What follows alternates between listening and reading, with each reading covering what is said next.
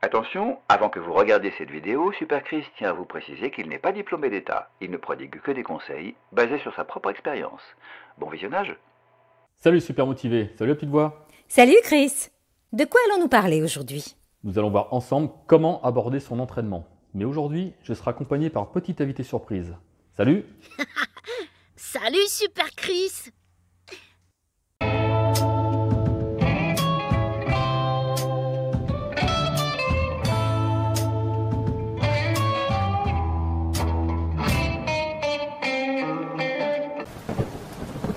Je vais donc vous expliquer comment aborder votre entraînement pour qu'il soit le plus efficace possible. Bon, comment on fait? Tout d'abord, et surtout si vous êtes débutant, fixez-vous des objectifs réalistes et atteignables. Attention à ne pas être déconnecté de la réalité en vous basant sur des physiques que vous voyez sur certains magazines ou sur certaines chaînes YouTube. La plupart de ces athlètes sont dopés, chargés aux stéroïdes. Et malheureusement, la plupart d'entre eux ne le disent pas et vous vendent du rêve. Alors même si ces athlètes travaillent très dur pour obtenir ces physiques, il n'empêche que sans les produits, ils n'auraient pas ce résultat. Donc même si vous les prenez comme exemple ou comme modèle, restez réaliste. Vous serez vite découragé. La règle numéro 1 est de planifier son entraînement. Vous ne pouvez pas arriver à la salle sans savoir ce que vous allez faire à l'avance. L'entraînement, ce n'est pas le hasard. Pour cela, vous allez devoir impérativement tenir un carnet d'entraînement afin d'évaluer votre progression, semaine après semaine. Ah ouais, j'y avais pas pensé. Bah tu vois. Règle numéro 2, bien évidemment, l'échauffement. On ne commence pas une séance sans s'échauffer. Jamais, jamais. L'échauffement, c'est très important. Bien sûr. Et pourquoi? L'échauffement va augmenter votre rythme cardiaque, augmenter l'élasticité musculaire, lubrifier les articulations. Bref, préparez votre corps à l'effort que vous allez lui imposer. L'échauffement devra, ou tout du moins devrait, se composer d'une petite partie cardio 5 à 10 minutes, tranquillement, histoire de lancer la machine, pour ensuite arriver à un échauffement spécifique en fonction du muscle que vous allez travailler.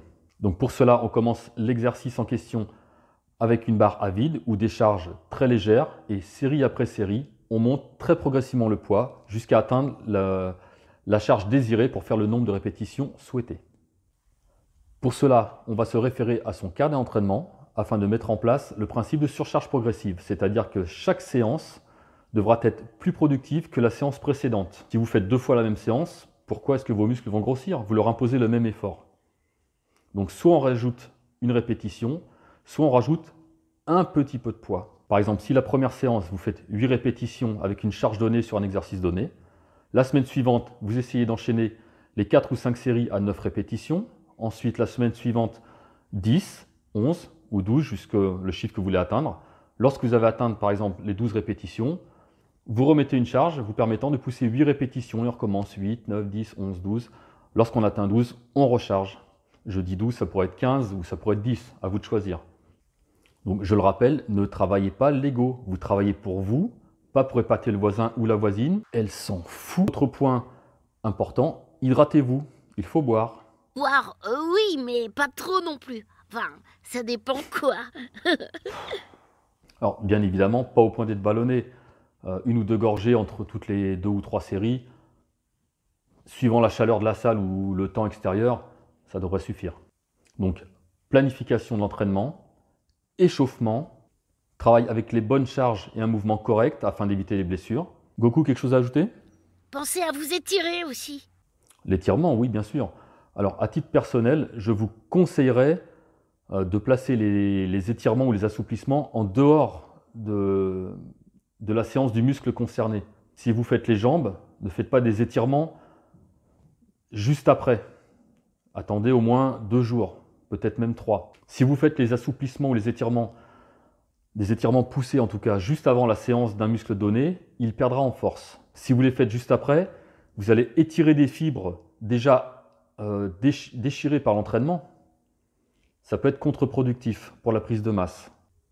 Donc attendez, allez, 2 jours. 2 jours, c'est une bonne moyenne pour attaquer vos étirements sur le muscle choisi. Voilà, donc comme d'habitude, j'essaye d'être le plus simple et le plus rapide possible. Goku, ça va? Ça t'a plu? Waouh, elle est super ta chaîne, Chris. Donc, merci d'avoir suivi cette nouvelle petite vidéo.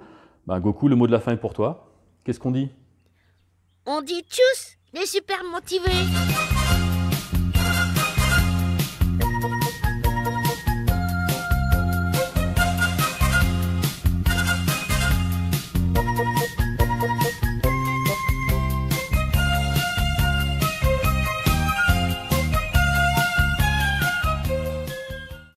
Cette vidéo vous a plu, alors n'hésitez pas à la liker et la partager et retrouvez Chris sur Instagram et Facebook aux adresses mentionnées ci-dessous. Merci.